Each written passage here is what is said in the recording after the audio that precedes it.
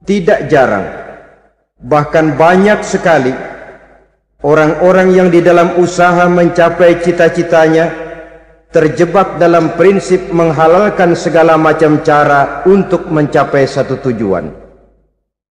Tidak ada lagi kaedah dan norma-norma yang harus ditaatinya. Ia tidak peduli dengan halal dan haram. Ia tidak kenal hak dan batil. Ia tidak tahu mana yang boleh dan mana yang tidak boleh. Segala cara dilaksanakan asal tujuan tercapai. Maka lahirlah orang-orang yang mengambil jalan pintas dan potong kompas dalam usaha mencapai apa yang menjadi cita-cita dan tujuan dalam kehidupannya. Begitulah kita lihat dalam kehidupan ini. Yang di bawah ingin cepat naik ke atas, sementara yang di atas bertahan tidak mau turun dari tahta dan singgasananya. Maka terjadilah benturan-benturan nilai dan kepentingan. Terbentuklah klik, klan, grup, dan sindikat-sindikat yang menyerupai mafia, di mana nilai objektivitas sudah sangat sulit ditemukan. Yang celakanya lagi, lahirlah budaya jilat-menjilat, upeti, dan lain sebagainya, asal tujuan bisa tercapai. Sementara itu yang miskin ingin cepat menjadi kaya, sedang yang kaya ingin menjadi lebih kaya lagi. Kalau boleh tidak hanya sekedar dia saja yang kaya, anaknya harus kaya, cucunya tidak boleh miskin dan kere.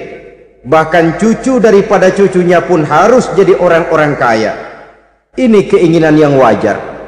Setiap orang tua tentu tidak ingin meninggalkan anak cucunya dalam keadaan miskin dan terlunta-lunta. Yang tidak wajar kalau keinginan itu membuat orang lalu menghalalkan segala macam cara, menyalahgunakan fasilitas yang dimilikinya, apalagi kalau dia berada dalam satu posisi di mana seharusnya dia memberikan contoh dan keteladanan. Maka akibatnya timbullah krisis wibawa, yang dari krisis wibawa ini mengendorlah disiplin. Sesungguhnya orang lalai, orang tidak mau berdisiplin karena di mukanya, di matanya, dalam pandangannya tidak ada lagi orang yang dianggapnya berwibawa. Dan wibawa itu hilang oleh karena orang merasa tidak ada keteladanan yang patut dijadikan contoh dalam kehidupannya. Inilah sesuatu yang kurang dirasakan di zaman kita sekarang ini. Bukan kurangnya teori, bukan kurangnya segala macam kaedah dan dalil, tetapi yang kita rasakan sekarang ini kurangnya contoh dan keteladanan dari orang-orang yang seharusnya memberikan contoh dan keteladanan itu.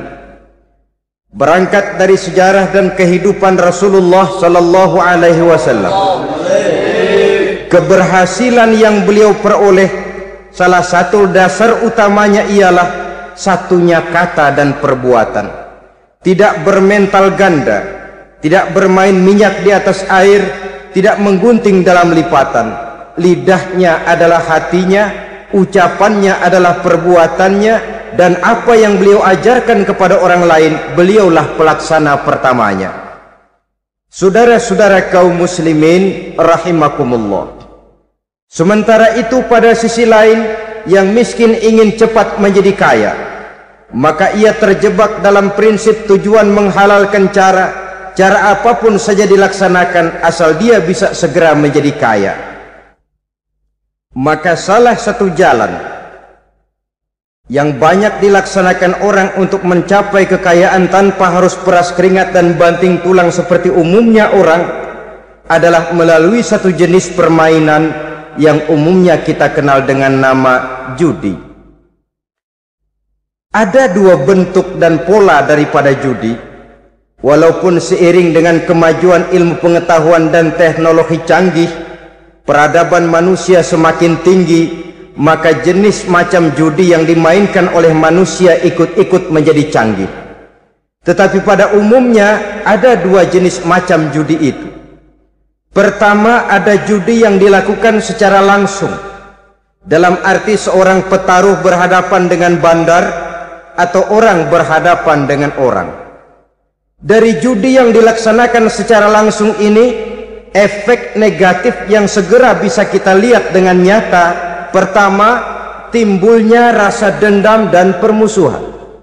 Walaupun orang nampak duduk berhadap-hadapan, walaupun kelihatannya mereka tertawa satu sama lain, tapi yakinlah itu cuma sekedar kulit saja. Pikiran yang ada dalam benak tiap-tiap orang yang terlibat dalam perjudian tidak lain ialah bagaimana saya bisa mengalahkan lawan main saya.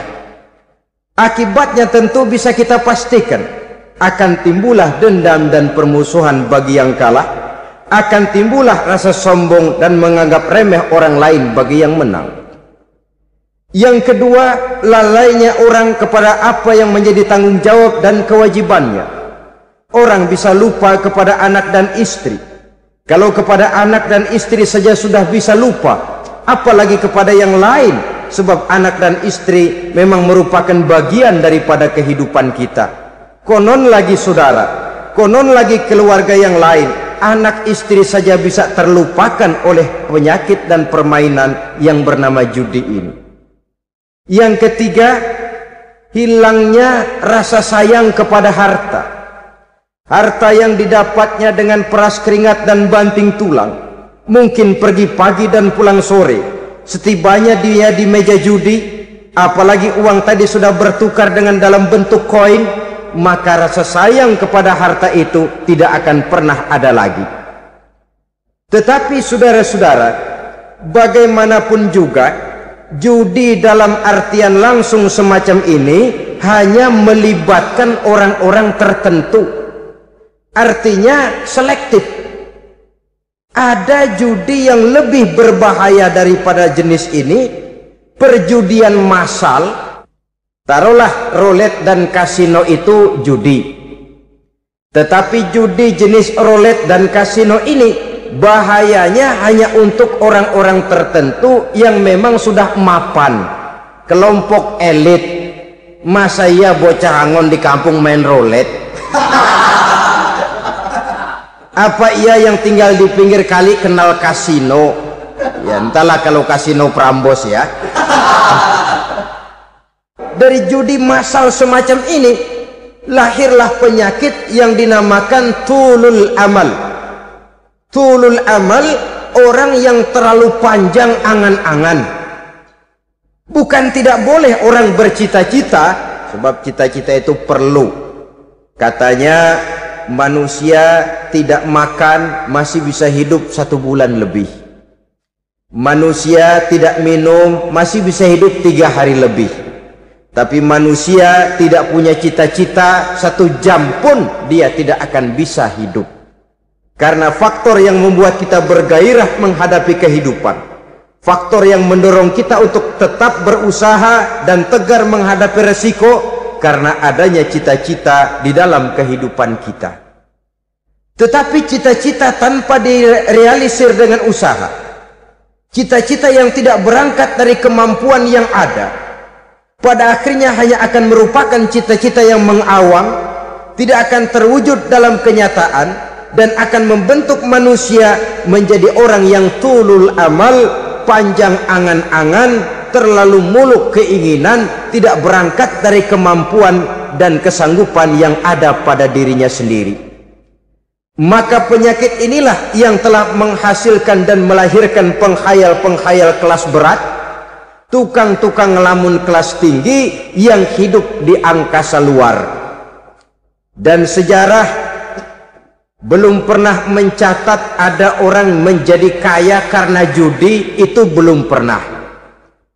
Saudara lihat saja orang kaya yang namanya Adnan Khashoggi, orang kaya yang namanya Henry Ford, orang kaya yang namanya Aristotle Onassis, orang kaya yang namanya David Rockefeller. Itu seluruhnya menjadi kaya bukan karena mereka terlibat dalam perjudian, tapi karena kerja keras, peras keringat, banting tulang. Dan itu dimulai sejak mereka masih remaja. Sehingga memang ada pepatah, ini baik sekali saya kira. Berpikirlah kamu di waktu pagi, bekerjalah kamu di waktu siang, makanlah di waktu sore dan tidurlah di waktu malam. Berpikir di waktu pagi artinya belajar di kala muda. Bekerjalah di waktu siang artinya amalkan ilmu itu kalau sudah dewasa. Makanlah di waktu sore, hari tua nanti tinggal menikmati hasilnya. Tidurlah di waktu malam, maksudnya kalau mati, matilah dengan tenang. Logikanya berkaitan. Kalau pagi kita tidak mau berpikir, nanti siang kita tidak akan bisa bekerja. Kalau siang kita tidak mau bekerja, nanti sore makan apa? Kalau sore kita tidak makan, alamat malam tidak bisa tidur. Itu logika. Kalau di kala remaja dan muda kita hanya santai saja, maka hari dewasa kita akan menghadapi hidup ini dengan penuh kebingungan. Kalau hari dewasa penuh dengan kebingungan, alamat hari tua terlunta-lunta. Kalau hari tua terlunta-lunta, kita tidak akan bisa mati dengan tenang meninggalkan alam fana ini. Saudara-saudara kaum muslimin rahimakumullah. Sehingga ada pepatah mengatakan, many a great man start as a newspaper boy, katanya. Banyak orang besar yang mulai pekerjaannya dengan menjual koran. Artinya berangkat dari A. Banyak pengusaha mobil yang memulai pekerjaannya dari tukang cuci mobil, tapi lalu bertahap dan tegar menghadapi kenyataan, sehingga proses demi proses dia hadapi dengan tegar, dengan tabah, dengan sabar, dengan ulet, sampai kepada membuahkan hasil. Kita ingin pintas, kayaknya mau, usahanya tidak mau. Senangnya mau, peras keringatnya tidak mau. Ini tentunya akan melahirkan kontradiksi di dalam kehidupan. Maka dari jenis perjudian massal semacam ini, lahirlah penyakit tulul amal, panjang angan-angan, terlalu muluk cita-cita. Bayangkan saja, kalau ini terjadi secara massal, menimpa nasib rakyat kita di pedesaan yang jauh dari keramaian.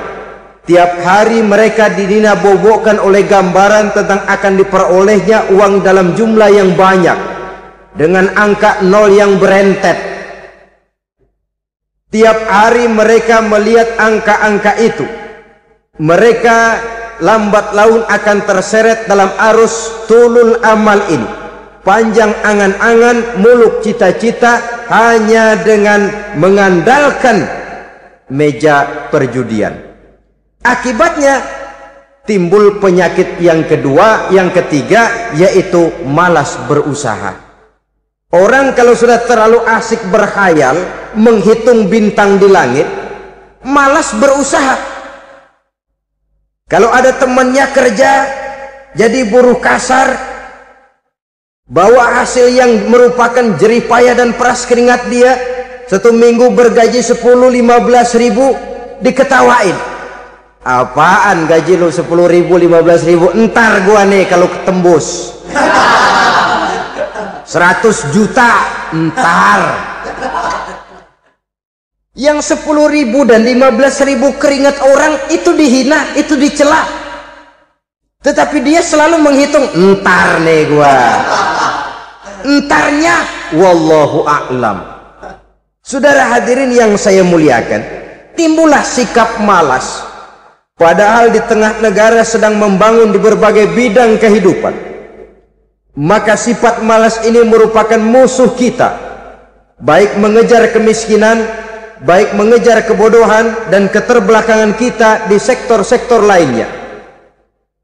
Alangkah akan terganggunya roda pembangunan di negara kita ini jikalau sebagian besar rakyat dihinggapi oleh penyakit malas, yang malas ini dilatar belakangi oleh penyakit tulul amal, terlalu muluk angan-angan, yang angan-angan ini dinina-bobokkan oleh keinginan untuk mendapatkan untung yang besar tanpa peras keringat dan banting tulang. Sasaran yang lebih jauh, dan ini yang paling kita khawatirkan, hancurnya kubu-kubu pertahanan moral daripada bangsa kita. Kita sependapat bahwa lebih penting daripada membangun jembatan, adalah membangun manusia yang membangun jembatan, bahwa lebih penting daripada mengaspal jalan raya adalah membangun mental manusia yang melaksanakan pengaspalan itu.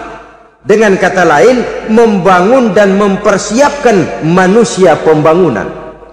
Tanpa itu, maka saya merasa khawatir kalau nanti kita tidak akan sampai kepada target yang kita harapkan oleh karena kandas di tengah jalan. Saudara-saudara kaum muslimin rahimakumullah, Islam sebagai agama yang mengajarkan manusia untuk berusaha dan mengeluarkan segala kemampuan untuk melaksanakan segala usahanya itu, sangat membenci sifat malas, sangat membenci sifat tulul amal atau panjang angan-angan. Dan oleh karena judi melahirkan dua sifat itu, Islam sangat menganjurkan pengikutnya untuk menjauhi segala macam jenis perjudian, baik yang terang-terangan maupun yang dilakukan secara samar-samar, tidak ketara, judi canggih sesuai dengan canggihnya teknologi daripada manusia itu sendiri. Ini adalah penyakit yang meracuni masyarakat manusia dari sejak berpribadi, bertetangga, berumah tangga, sampai kepada berbangsa dan bernegara. Dan kasus-kasus yang timbul sudah cukup banyak, yang tidak mungkin lagi kita katakan hanya sekedar bersifat kasuistis, bersifat kasus-kasus kecil saja. Sebelum riaknya naik ke permukaan, marilah kita membuat benteng untuk masing-masing pribadi muslim memelihara dan menjaga diri, jangan terseret dalam permainan yang bernama judi, apapun bentuknya, bagaimanapun cara dan ragamnya, karena jelas bahayanya lebih besar daripada manfaatnya. Taruhlah kita barangkali kemarin-marin hanyut dalam arus perjudian, tetapi hendaknya kita bisa mengambil pelajaran bahwa seorang mukmin adalah seorang yang apabila dia melakukan kesalahan, dia segera sadar, dijadikannya pelajaran untuk tidak diulanginya lagi pada masa-masa yang akan datang.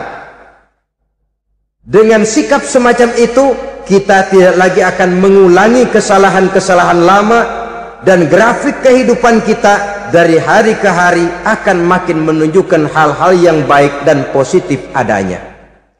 Saudara-saudara kaum muslimin rahimakumullah, kalau ABRI masuk desa, rakyat beruntung. Kalau jaksa masuk desa, rakyat bahagia. Kalau koran masuk desa, rakyat ikut jadi cerdas. Tapi kalau judi masuk desa, rakyat kiamat. Pembangunan akan terbengkalai, roda perekonomian akan lesu.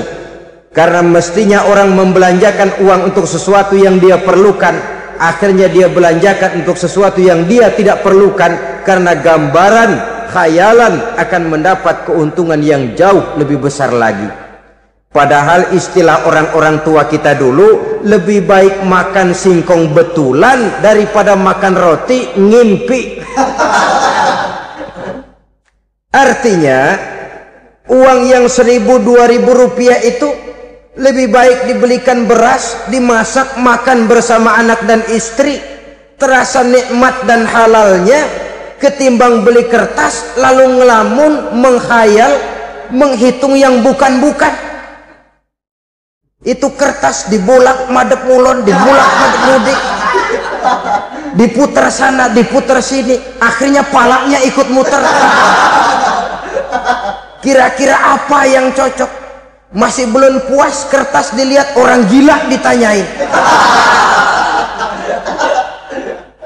Sudah tahu waras, orang gila yang ditanya. Masih belum puas, nanya orang gila, tidur di kuburan. Allahu Akbar. Padahal di rumahnya tempat tidurnya empuk, anget, nggak ada nyamuk. Kuburan, tidur di kuburan. Dampak-dampak negatif yang semacam ini pada gilirannya mau atau tidak mau akan menyeberang kepada garis akidah, membahayakan dan mengancam nilai-nilai tauhid yang kita miliki. Sudah kertas dibolak-balik tidak puas, orang gila ditanya. Orang gila ditanya belum maram, tidur di kuburan. Barangkali ada bisikan. Saudara hadirin yang saya muliakan, memang walaupun wahyu sudah berhenti, tapi Allah masih memberikan ilham kepada hamba-hambanya yang dikehendakinya.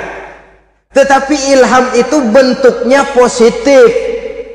Kalau saudara pagi-pagi berniat, tahu-tahu datang pikiran nanti malam mau ngaji, itu namanya ilham. Kalau saudara sedang merenung, tahu-tahu datang pikiran, saya mau sedekah, itu namanya ilham, bentuknya positif. Tapi kalau ngelamun, tahu-tahu datang pikiran nomor sekian sekian sekian pasang, itu bukan ilham, itu belis. Saudara hadirin yang saya muliakan, tidak puas tidur di kuburan, cari yang lebih paten lagi, dukun ditanya. Nah, saya ingin menuduhkan persoalan. Apa tidak boleh orang ziarah kubur?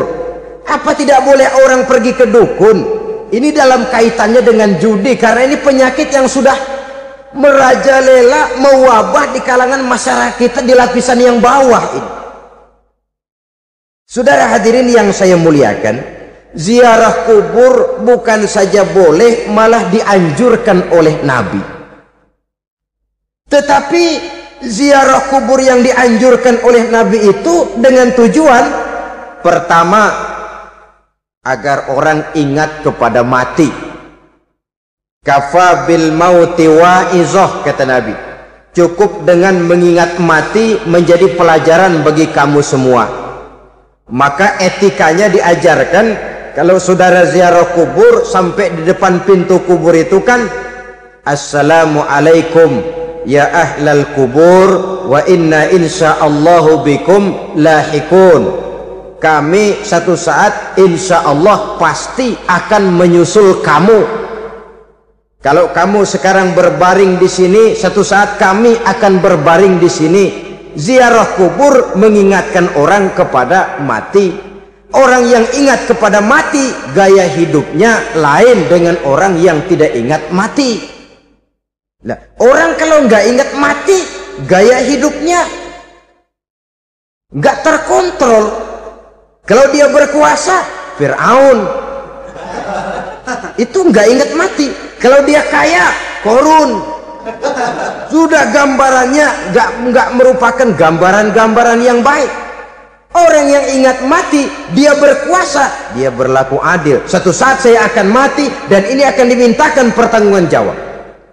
Orang kaya ingat mati, dia akan jadi pemurah. Kenapa? Kalau saya diberikan ilmu, pertanyaan akhirat cuma satu, ilmumu kau amalkan untuk apa? Kalau saya diberikan umur panjang, pertanyaan akhirat cuma satu, umurmu kau habiskan di mana? Tapi jikalau saya diberikan harta, pertanyaan akhirat ada dua, hartamu kau dapat dari mana, kau belanjakan kemana? Depannya ditanya, belakangnya ditanya, dapat dari mana, dibelanjain kemana? Sebab dua-duanya berkaitan dengan kegiatan. Kadang-kadang dapatnya dari jalan yang baik, tapi keluarnya ke tempat yang tidak baik, itu pun tidak betul. Atau dapatnya dari yang tidak baik, tapi dibelanjakan untuk yang baik, itu pun tidak bisa diterima. Oleh karenanya, dengan mengingat mati, gaya hidup seseorang jadi terkontrol karenanya. Yang kedua, dianjurkan kita untuk berziarah kubur itu mendoakan orang-orang yang sudah meninggal. Mal mayyitu fi qabrihi illa kal gharikil mutaghawis, kata Nabi. Orang yang sudah meninggal itu di alam barzakhnya adalah seperti orang yang tenggelam di lautan, menunggu doa dari keluarganya yang masih hidup. Apakah itu anaknya, kemenakannya, cucunya, dan lain sebagainya. Adapun yang kalau kita ziarahi itu kuburnya orang-orang yang kita tahu merupakan orang soleh, orang yang berjiwa bersih, yang kita kenal ketakwaannya kepada Allah Subhanahu wa ta'ala, tidak ada salahnya kita bertabarruk, asal jangan dengan satu keyakinan bahwa dia secara mandiri bisa mendoakan kita. Dia hanya bisa melakukan itu hanya dengan izin Allah. Nah, umumnya orang kalau sudah ziarah ke kubur-kubur keramat itu Allahnya kelupaan. Itu yang dikhawatirkan merusak dan mengganggu akidah. Sehingga di awal-awal perkembangan Islam, Nabi pernah melarang orang ziarah kubur itu. Ini bisa kita simak dari hadis, kuntu nahaitukum an ziyaratil qabri fazuruha.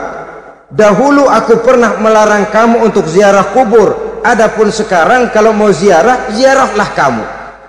Kata-kata dulu aku pernah melarang kamu itu menggambarkan bahwa pada permulaan perkembangan Islam, nilai keimanan para sahabat masih rapuh, masih lemah, masih memerlukan pembinaan. Sehingga kalau mereka sering ke kubur, dikhawatirkan mereka minta kepada kubur.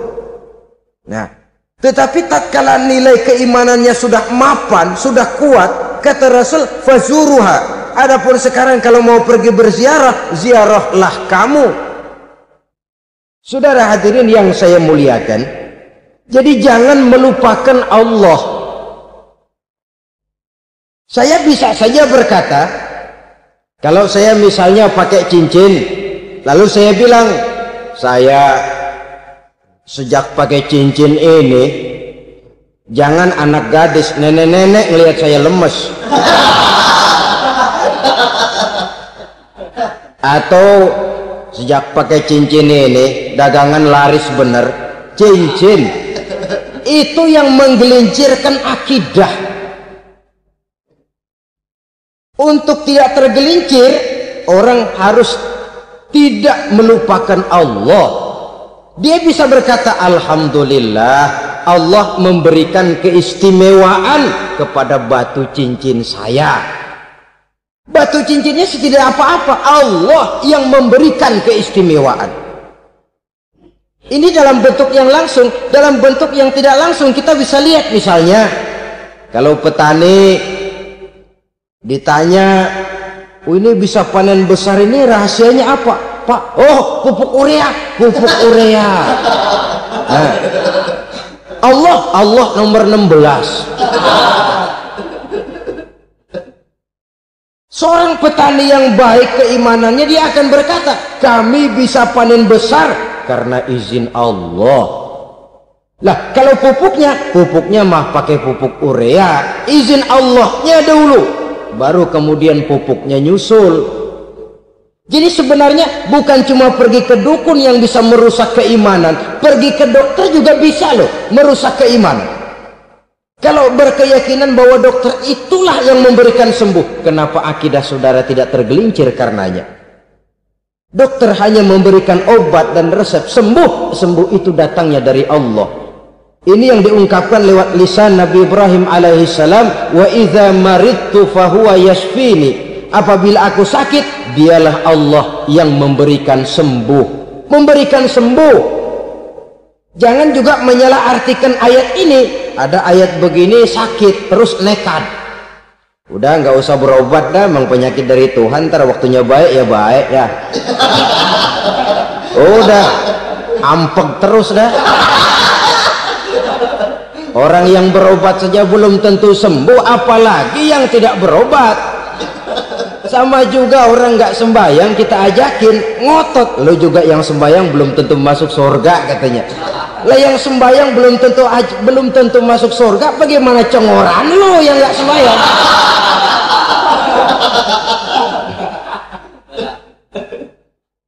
Saudara hadirin yang saya muliakan, kaum muslimin yang berbahagia. Jadi dengan demikian, maka jangan menghilangkan Allah. Kita, ajaran pokok dalam Islam adalah ajaran tentang tauhid. Nah, tauhid ini menyangkut mengesahkan Allah, baik di dalam zatnya, baik di dalam sifatnya, baik di dalam perbuatannya, baik di dalam beribadah kepadanya. Tauhid dalam ibadah itu ada. Tauhid dalam zat artinya zat Allah itu tidak tersusun, tidak terdiri dari bagian-bagian yang bisa dipecah-pecah. Ya seperti kita ini kan ada kepala, ada kaki, ada tangan. Allah tidak tersusun zatnya dari bagian-bagian. Esa zatnya tidak bisa dibagi-bagi. Esa sifatnya artinya Allah itu sifatnya tidak pernah berubah. Sejak dahulu sampai sekarang Allah itu cinta kepada orang beriman yang melakukan kebaikan. Dan Allah benci kepada orang kufur yang melakukan kejahatan. Mustahil satu saat Allah berubah. Orang kufur yang berbuat kejahatan didemenin, orang mukmin yang berbuat kebaikan dikeselin. Misalnya tahun 2000 Tuhan giliran jengkel sama orang mukmin. Itu mustahil. Dia esa di dalam sifatnya. Lain dengan sifat kita manusia. Sifat kita ini kan relatif. Ada saatnya kita senang, lain saat yang kita senang betul kita caci maki. Hari ini kita caci maki, besok kita puji.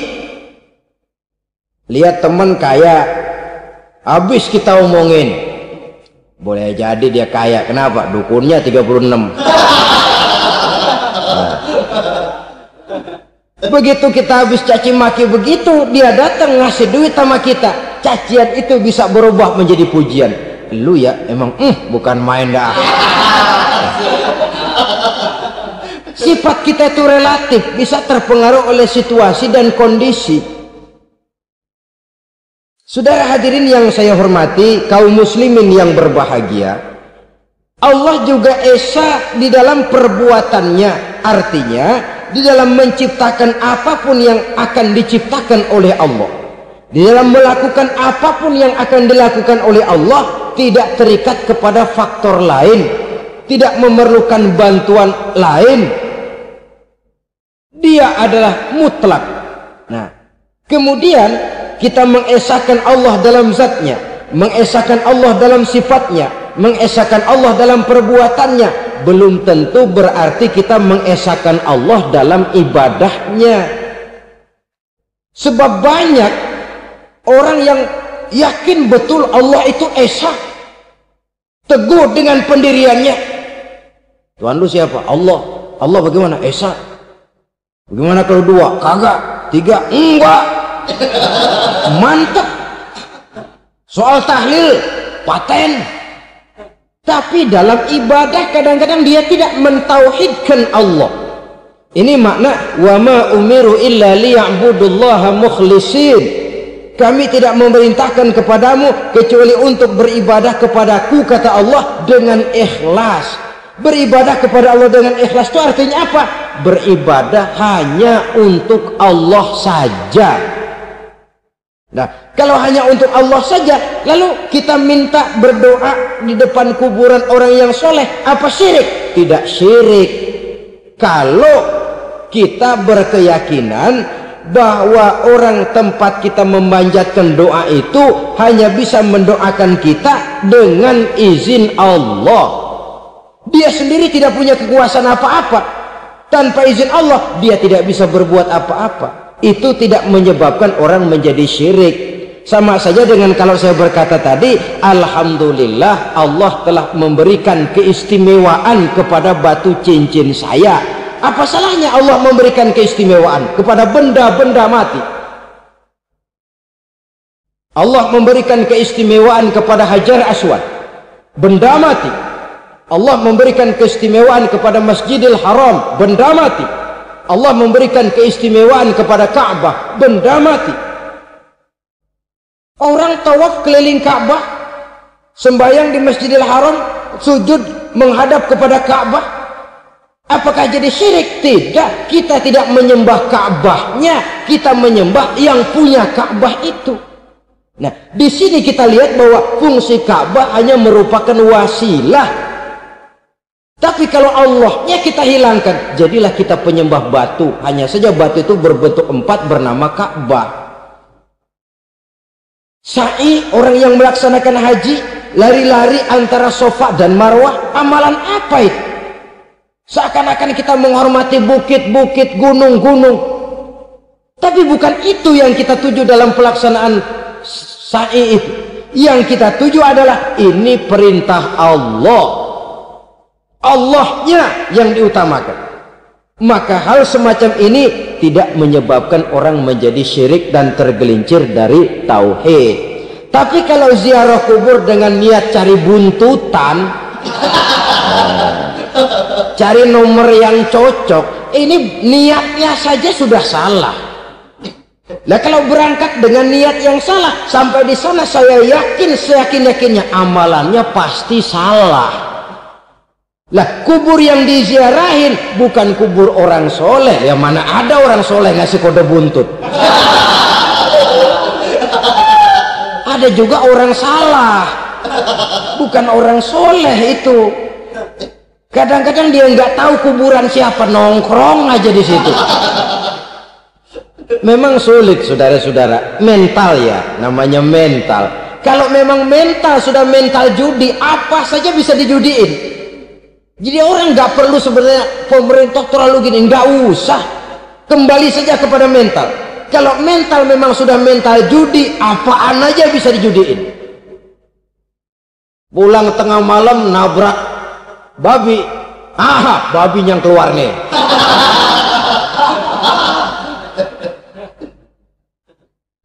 Mobil lewat, nomornya bisa dijudiin.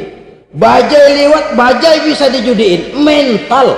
Kalau memang mental sudah mental judi, apapun saja bisa dijudikan. Saudara hadirin yang saya muliakan, lalu bagaimana dengan dukun? Ya, saudara hadirin, pergi ke dukun hakikatnya sama dengan pergi ke dokter. Orang berusaha melaksanakan yang namanya syariat, hakikatnya kembalikan kepada Allah. Syariatnya kita laksanakan. Tetapi, nah ini tetapi, yang pertama saudara harus tahu betul dukunnya itu bayang apa enggak, agamanya kuat apa enggak. Sebab ya tentu tidak ada dukun yang jelek, karena pada umumnya penyakit dukun itu kan nyohor, iklan lewat koleha-kolehanya. Kita bisul kecil datang, kata dukun, ini si kecil kemarin bisul kayak kelapa 5 menit baik. 5 menit padahal kemarin kagak ada yang datang. Diolah sedemikian rupa supaya orang mantap. Jadi jangan asal sembarangan. Kadang-kadang lihat potongan dukunnya aja kita ngeri. Mukanya sudah kremot, nggak pernah tersentuh air wudhu. Jangankan air wudhu, mandi aja jarang. Yang kayak begini yang dipegang mati-matian, yang dipercayai habis-habisan, akan kita kemanakan tauhid kita ini? Apalagi kalau perginya sudah dengan niat mencari nomor yang jitu. Itu saya katakan lagi tadi, berangkat saja sudah dengan niat yang salah. Orang berusaha silahkan. Sama juga kita ke dokter. Oleh dokter kan setelah diperiksa penyakit kita, lalu dianalisa, oh ini penyakitnya ini. Kemudian diberikan obat. Lah, obat itu kan tentu ada aturan minumnya tuh. Yang kapsul ini sehari 3 kali, yang tablet ini sehari 2 kali. Kalau kita minumnya kelebihan, overdosis namanya. Saking pengen cepet baik, sekali minum 10 tablet. Ya memang nggak sakit-sakit lagi, tapi nggak hidup sudah. Habis. Kita pun dalam melaksanakan amalan hidup beragama begitu. Sudah datang kepada kiai, orang-orang soleh, meminta amalan, wiridan, itu jangan sampai overdosis. Tidak sesuai dengan kemampuan pribadi. Wong masih SD sudah minta matematika kelas SMP, celeng. Baru SMP sudah minta diajarkan filsafat kelas perguruan tinggi, semaput. Kenapa? Daya tampungnya nggak kuat. Emang ukuran secangkir, minta di sini seember, ya luber. Lebihnya nggak cukup. Kenapa? Yang diberikan, yang diamalkan tidak sesuai dengan makomnya. dia sesuai dengan kemampuan yang ada pada dirinya. Saudara hadirin yang saya muliakan, akhirnya apa? Mencelakakan dirinya sendiri, ngawur. Baru sembahyang seminggu udah ngaku ketemu malaikat.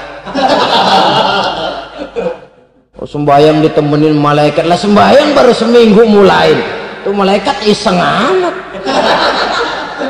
Ya walaupun kalau Allah izinkan tidak mustahil, tapi kan tidak logik. Orang yang melaksanakan ibadah puluhan tahun memerlukan riyadhah dan latihan, khusyuk dan tawadhu, penuh tazallul, merendahkan diri di hadapan Allah, belum tentu mendapat karunia yang semacam itu. Saudara hadirin yang saya muliakan, jadi dengan kata lain, yang pertama, lihatlah dulu kualitas dukun yang akan saudara datangi itu. Ini kualitas black apa kualitas white, aspal apa cat putih, sehingga jangan sampai kita salah pilih. Sebab biasanya orang kalau sudah hanyut di kali, rumput pun dia pegangin.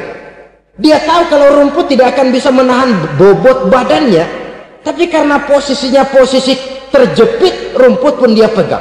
Ini satu gambaran psikologis betapa orang dalam keadaan panik, kepepet, kejepit, yang tidak mestinya dipegang pun akan dipegangnya juga. Walaupun dia tahu itu tidak akan bisa menahan bobot badannya, namun dipegangnya juga. Oleh karenanya, yang pertama, lihat dulu kualitas dukunnya. Yang kedua, saudara-saudara, jangan berkeyakinan bahwa dukun itulah yang memberikan permintaan saudara. Si dukun hanya bisa dengan izin Allah. Nah ini kuncinya. Kalau izin Allahnya dihilangkan, dan ini yang jarang. Biasanya kalau kita diajak ke dukun, di sono aja no paten banget, abah ano, abah ini, abah ano, abah. Lah, lalu pikiran kita kan terfokus. Dikala itulah kita mulai menyampingkan Allah. Di situ yang dikhawatirkan nilai tauhid kita jadi tergoyah karenanya. Bahwa orang yang kita datangi, yang kita kenal kesolehan dan ketakwaannya, hanya bisa memberikan pertolongan dengan izin Allah. Dengan izin Allah dia doakan kita dan doanya kabul. Dengan izin Allah dia penuhi hajat kita dan hajat kita jadi terlaksana, jadi kenyataan dengan izin Allah. Sebab Allah itu memberikan keistimewaan. Ada waktu istimewa, ada tempat istimewa, ada jam istimewa. Kenapa sih sedekah hari Jumat dengan sedekah hari Kamis pahalanya kok lebih besar hari Jumat? Karena itu waktu istimewa. Kenapa untuk sembahyang sunnah dianjurkan sepertiga malam yang terakhir? Karena itu waktu istimewa. Kenapa doa di Multazam, di dekat Hajar Aswad, di Hijr Ismail, di Raudhah dikabulkan Allah? Karena itu tempat istimewa. Memang kadang-kadang ada orang berkata, kalau mau berdoa kenapa mesti di kuburan wali? Di rumah juga berdoa, Tuhan dengar. Betul, Tuhan dengar, bahkan tidak berdoa pun Allah tahu isi hati kita. Tapi soal dikabulkan atau tidak, itu hak Allah.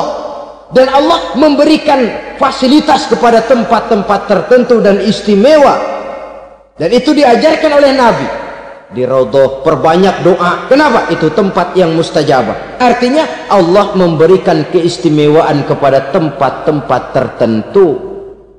Dalam konteksnya dengan ini, makom para aulia, para wali, para ulama soleh, tidak ada salahnya kita berdoa di sana, bertawassul, bukan meminta kepada si kiai, bukan meminta kepada si ulama, bukan meminta kepada si wali, meminta kepada Allah melalui tempat yang orangnya kita yakin dekat dengan Allah. Walaupun Allah tidak memerlukan perantara, itu jelas. Allah tidak memerlukan calo, memang, tapi Allah menyediakan waktu dan tempat-tempat istimewa itu harus kita manfaatkan untuk mendekatkan diri dan berdoa kepadanya. Saudara-saudara kaum muslimin rahimakumullah, saya kembali dalam konteksnya dengan dukun yang akhir-akhir ini jadi populer karena merajalelanya judi sampai kepada desa-desa, pedesaan-pedesaan terpencil, yang akibatnya menjauhkan orang dari nilai tauhid. Padahal benar kalau orang berkata kadzabal munajjimun walau sodaku, tukang-tukang ramal itu bohong walaupun benar. Kalaupun betul, kebetulan. Itu maksudnya bohong walaupun betul, betulnya betul kebetulan. Maka para remaja itu biasanya gemar kepada membaca bintang Anda minggu ini, kan begitu toh? Nah, apa Aries, apa Virgo, apa Leo dan sebagainya, dan itu memang menarik untuk dibaca. Rezeki sebelah kulon, asmara anget. Saudara hadirin, hal yang semacam ini boleh saja untuk dibaca, tapi tidak untuk diyakini kebenarannya. Boleh saja untuk dibaca, tapi tidak untuk diyakini kebenarannya. Karena meyakini kebenarannya sama saja dengan mendahului Allah. Dan itu bisa menggelincirkan nilai-nilai tauhid kita. Tauhid dalam ibadah, saya katakan tadi, menyembah hanya kepada Allah, bermohon hanya kepada Allah dengan menggunakan fasilitas-fasilitas yang disediakan oleh Allah, baik berupa waktu maupun tempat-tempat tertentu dan orang-orang. Ya, kalau waktu dan tempat saja ada yang diberikan keistimewaan oleh Allah, padahal tempat itu benda mati, apalagi manusia yang merupakan makhluk hidup. Saudara hadirin yang saya muliakan, saudara-saudara kaum muslimin yang berbahagia, sehingga dengan demikian kita tetap menjaga nilai-nilai akidah, dan dengan ini syariat kita laksanakan tanpa membuang hakikat. Sebab hakikat tanpa syariat itu kosong, syariat tanpa hakikat juga tidak ada tujuan. Yang penting hati bersih, nggak sembahyang nggak apa-apa. Mana bisa begitu, Mas? Kalau memang hati bersih nggak usah sembahyang nggak apa-apa. Nabi Muhammad dulu berhenti dong sembahyang. Sebab beliau orang yang hatinya paling bersih. Nah, orang yang hatinya paling bersih saja sembahyang yang nggak berhenti, masa kita lalu mau berhenti? Yang penting kan kita bisa dekat dengan Allah melalui perasaan. Banyak-banyak ingat. Apa itu sembahyang? Macam-macam. Itu hakikat saja tanpa syariat, ia tidak bisa. Syariat saja tanpa hakikat juga gerak lahir yang tanpa roh namanya. Kita melakukan sholat tapi kita tidak tahu untuk apa kita sholat dan kenapa kita sholat dan siapa yang kita sembah di dalam kita sholat. Sehingga dengan demikian keduanya tidak bisa terpisahkan satu sama lain, seperti halnya kulit dan isi. Barangkali pernah saya ingatkan, kulit penting, isi pun juga penting. Hakikat penting, syariat juga penting. Dan kita jangan salah mengartikan, terjebak dalam ucapan-ucapan yang masih memerlukan penafsiran, sehingga lalu kita cenderung mendiskreditkan dan menjelekkan para wali. Misalnya ada ucapannya Syekh Abdul Qadir Jailani yang berkata begini, barang siapa yang masuk ke rumahku lalu ia memakan makananku, maka ia akan masuk surga. Ini kalau ucapan ini dipahami secara apa adanya, ya jelas orang bisa tergelincir. Tapi kalau ditafsirkan secara betul, siapa yang masuk ke dalam rumahku, di mana rumah Syekh Abdul Qadir, di mana umumnya rumah para wali? Di masjid. Jadi siapa yang masuk ke dalam rumahku? Masjid. Lah kalau sudah di dalam masjid, makanannya apa? Getuk. Tentu saja tidak. Kalau sudah di masjid itu ya makanannya ya wirid, zikir, tahajud, baca Quran, paling kurang iktikaf. Jadi siapa yang masuk ke masjid lalu dia sujud, wirid, zikir, ya jelas saja surga. Jangan membaca ucapan ini dan terus rame-rame nyari bekas rumah Syekh Abdul Qadir, rame-rame masuk ya rumah kecil. Saudara hadirin, kita terlalu terpaku kepada materi ucapan dan melupakan filsafat daripada ucapan itu sendiri. Dalam kondisi yang sedemikian sangat boleh jadi orang lalu tergelincir karenanya. Oleh karena itulah saudara-saudara, saya kembali kepada satu prinsip, bahwa sebenarnya dengan tidak perlu menyalahkan pihak-pihak lain, mari kita kembali kepada sikap mental kita sebagai muslim. Kalau mental memang sudah mental penjudi, apapun bisa dijudikan. Tapi kalau mental itu tidak ada, walaupun di kiri kanan dan depan belakang banyak dibuka tempat-tempat perjudian, saya yakin kita akan mampu menahan dan menjaga diri. Sikap mental inilah yang memerlukan pembinaan dari kita semua, sehingga dengan demikian kita akan menjadi pribadi-pribadi yang bisa bertahan dari segala gempuran-gempuran yang datang dari luar karena adanya prinsip ketahanan mental itu tadi.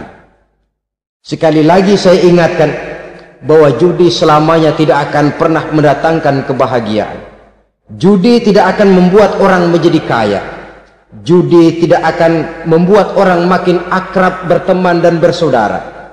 Yang jelas, judi melahirkan permusuhan dan dendam, membangkitkan rasa malas, memuluhkan angan-angan tanpa mau peras keringat dan banting tulang, melalaikan orang dari tanggung jawab dan kewajibannya, membuat ia lupa kepada anak, istri dan seluruh keluarganya, dan pada akhirnya dia akan terjebak dalam satu permainan yang makin menjauhkan dia dari proses kesadarannya sebagai manusia. Sebagai uraian penutup, marilah kita renungi firman Allah dalam Al-Baqarah ayat 208. A'udzubillahi minasyaitonir rajim. Ya ayyuhalladzina amanu dukhulu fis silmi kafah wa la tattabi'u khutuwati syaitan innahu lakum aduwwum mubin. Hai orang-orang yang beriman, masuklah kamu ke dalam keselamatan, masuklah kamu ke dalam Islam secara keseluruhan. Jangan kamu mengikuti jejak-jejak setan, karena setan adalah musuhmu yang nyata dan jelas.